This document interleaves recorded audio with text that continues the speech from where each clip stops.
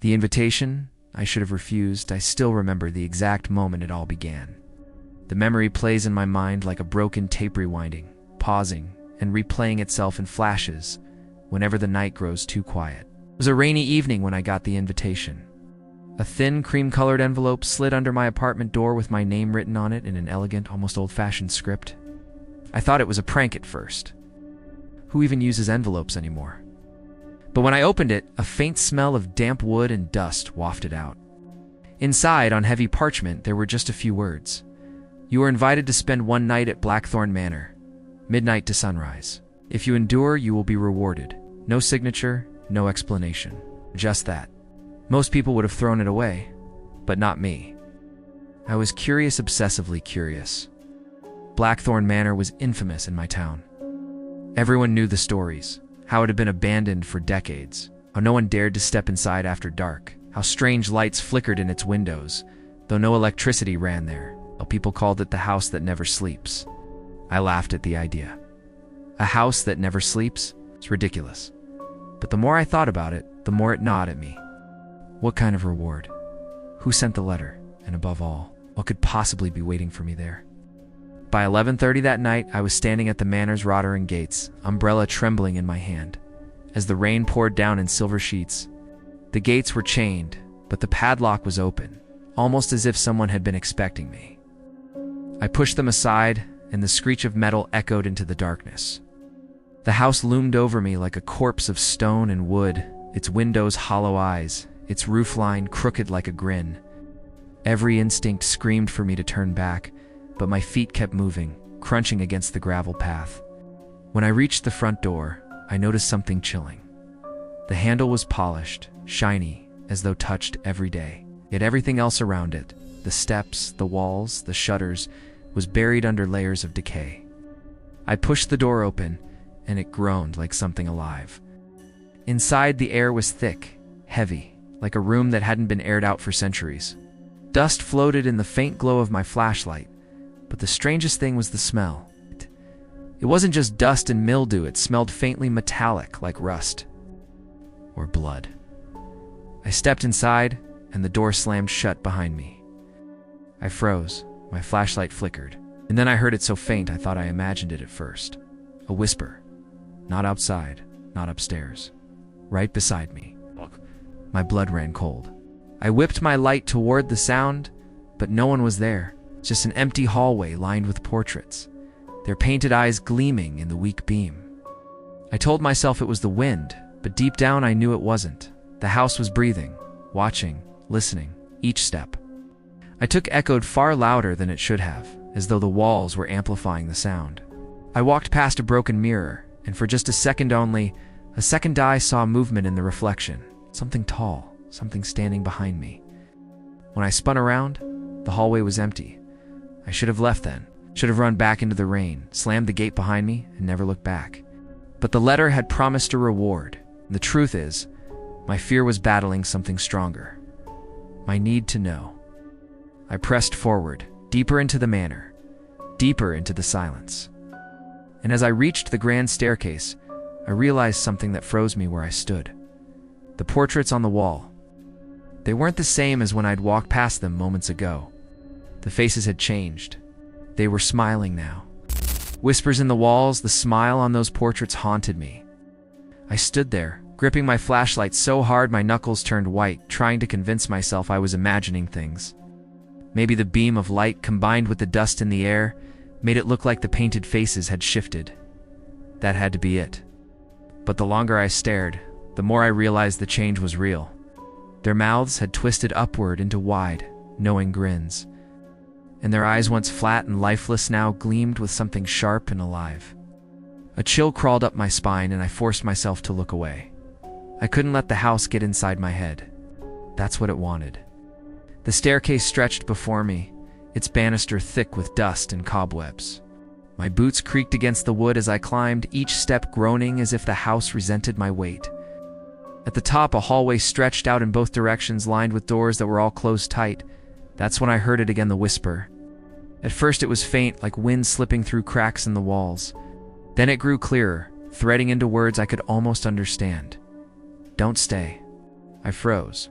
The voice seemed to come from everywhere at once, vibrating through the floor, seeping from the walls, echoing inside my skull. I turned my flashlight on the nearest door. The knob rattled on its own, and the door creaked open just enough to reveal darkness deeper than any shadow should be. The whisper grew louder, pleading now. Don't. Stay. My throat tightened. My instincts screamed to run, but something about that voice didn't feel threatening. It didn't want to harm me, it wanted to warn me.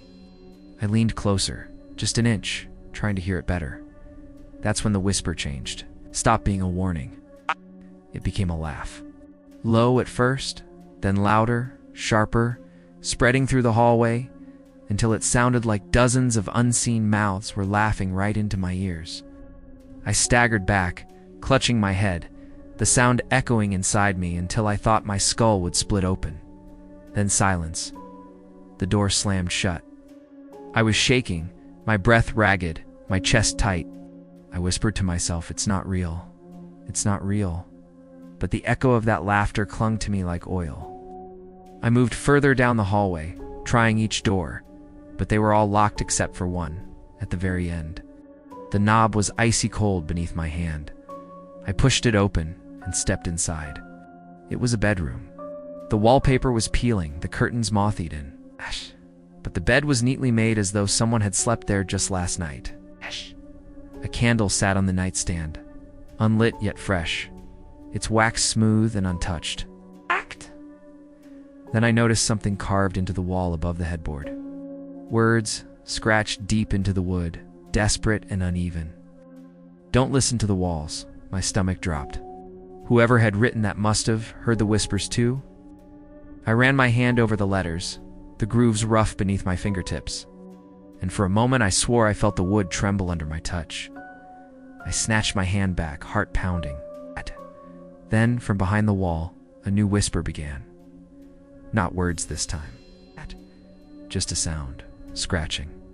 Slow, deliberate scratching, like nails dragging across wood. The sound moved, following me as I stepped backward. First along the wall, then across the floor, then up the ceiling like something unseen was crawling around me, circling, hunting. I bolted from the room and slammed the door shut, pressing my back against it. My breath came in quick, shallow gasps, and the scratching stopped instantly. But the silence didn't comfort me, because even though the noise had ended, I wasn't alone. I could feel eyes on me. And when I dared to glance at the row of portraits hanging in the hallway once more, I saw their faces had shifted again. They weren't smiling anymore. They were staring straight at me. Shadows that moved without light, the portrait stares burrowed into me like knives. Their painted eyes followed my every move, their expressions no longer grinning, but sharp, watchful, hungry.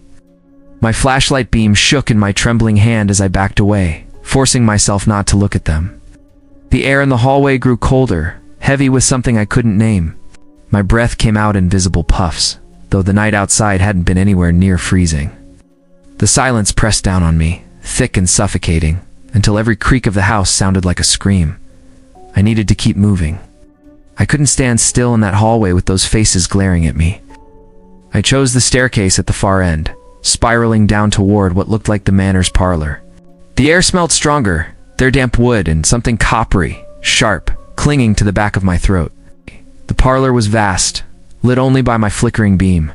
Dusty chairs faced a cold fireplace, cobwebs hanging from the mantel like curtains. A grand piano sat in the corner, its keys yellowed and cracked, its lid half open as though waiting. I swallowed hard and whispered to myself, just a house, just an old empty house. That's when I saw it. A shadow on the floor. Long, tall, and crooked. It stretched across the parlor, bending at strange angles, moving slowly, dragging itself along the walls. My flashlight swept across the room, but there was nothing there. No person, no object to cast such a shadow, and yet it moved. I froze. My breath hitched. The shadow crawled closer, sliding against the floor like spilled ink, its edges twitching unnaturally, reaching toward me. I stumbled back, nearly tripping over a chair. The beam of my light sputtered as if the batteries were dying, though I'd replaced them fresh before coming here. For a second, darkness swallowed the room whole. When the light came back, the shadow had changed shape. It looked like a person now, not quite.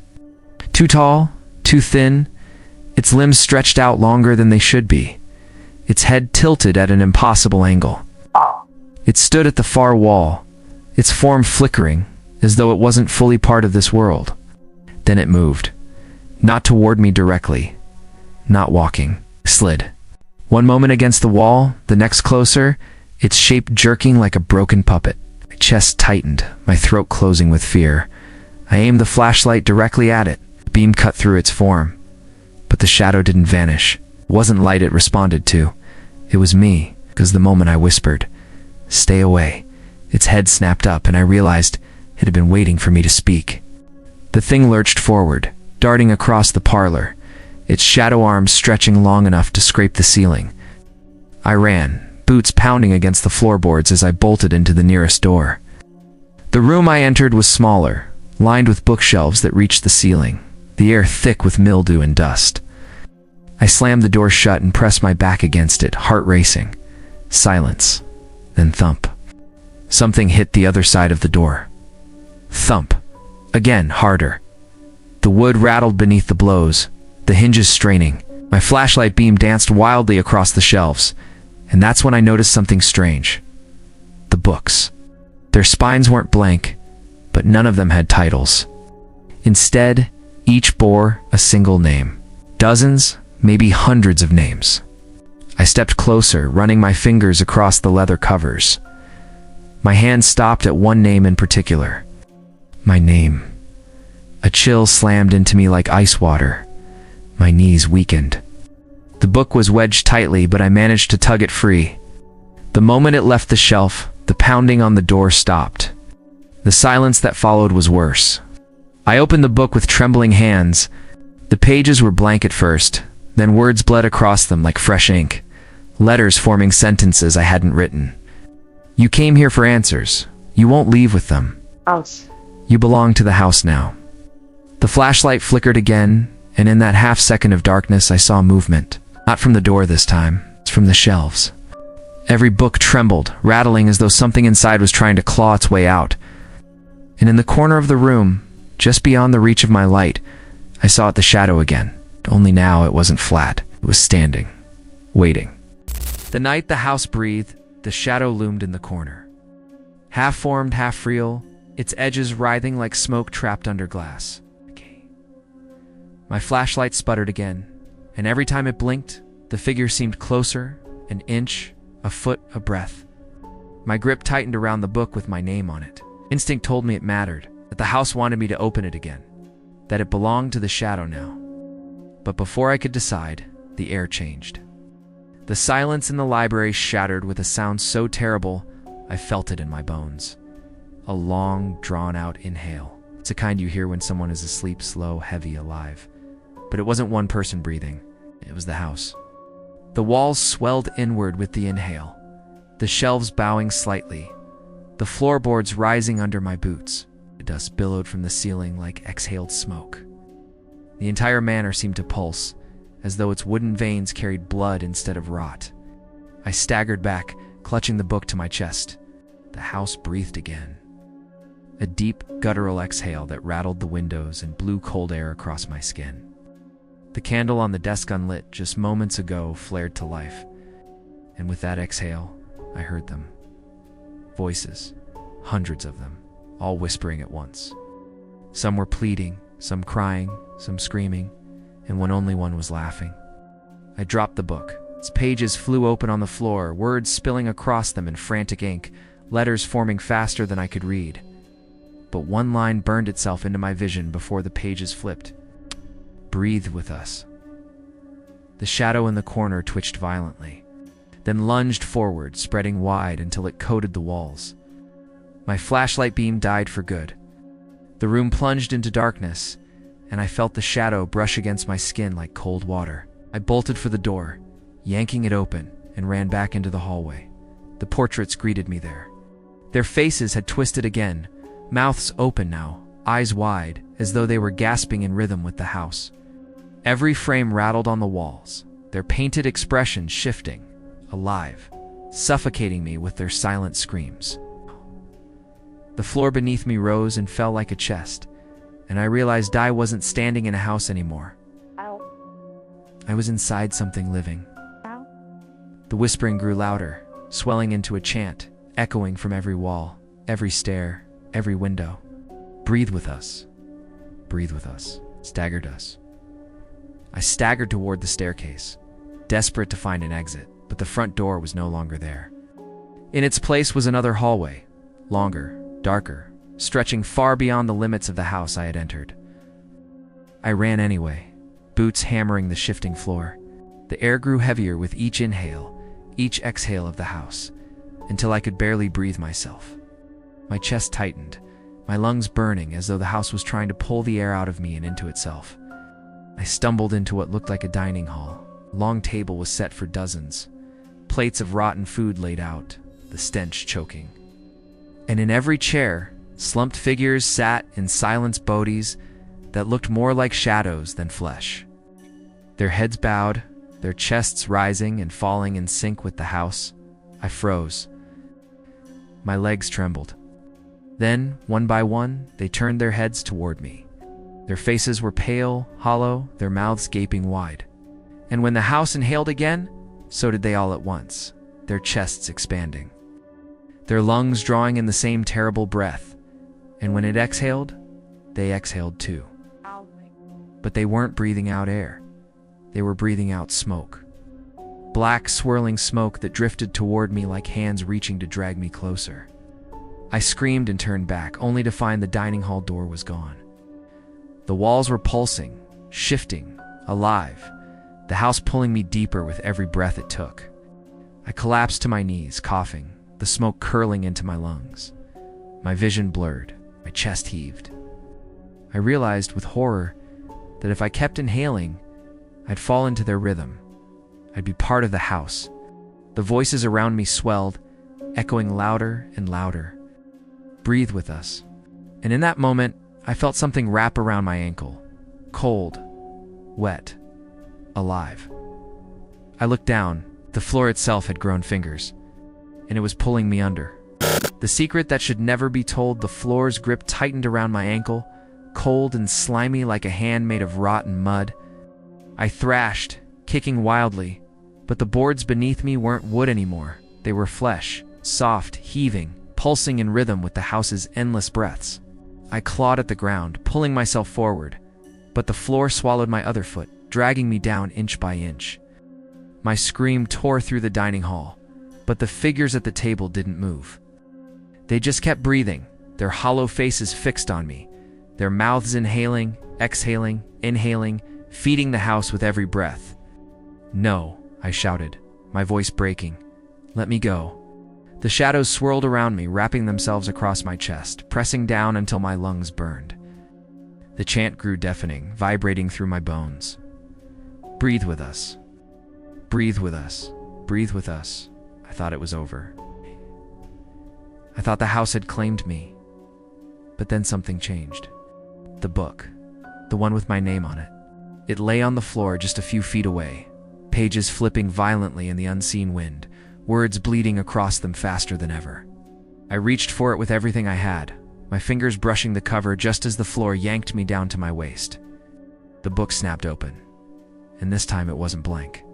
It showed me, my face, my eyes wide with terror, my body halfway devoured by the house. And beneath the image, one single line carved itself into the page. Jagged and dark like blood, "Tell the secret, and you may leave." But once spoken, it can never be forgotten. The grip on my body froze, as though the house itself was waiting. The chanting voices fell silent. The figures at the table stopped breathing. The entire manor held its breath. I shook my head, sobbing. I didn't know what secret it wanted, didn't understand. Then the words shifted, twisting into a new sentence. The house never sleeps because it is alive, and it lives only through those it consumes. My throat went dry, my heart hammered. If I spoke a tiff, I said those words out loud, I could escape. But to say them meant giving life to the truth, carrying it with me forever. The floor tightened again, pulling me deeper up to my chest. My lungs screamed for air, my vision tunneling. I had no choice. With the last of my breath, I whispered the words, "The house never sleeps." because it's alive, and it lives. Through those it consumes. The effect was instant. The fingers around me loosened. The shadows screamed in fury, a sound so piercing it shattered the silence of centuries. The figures at the table collapsed, crumbling into dust.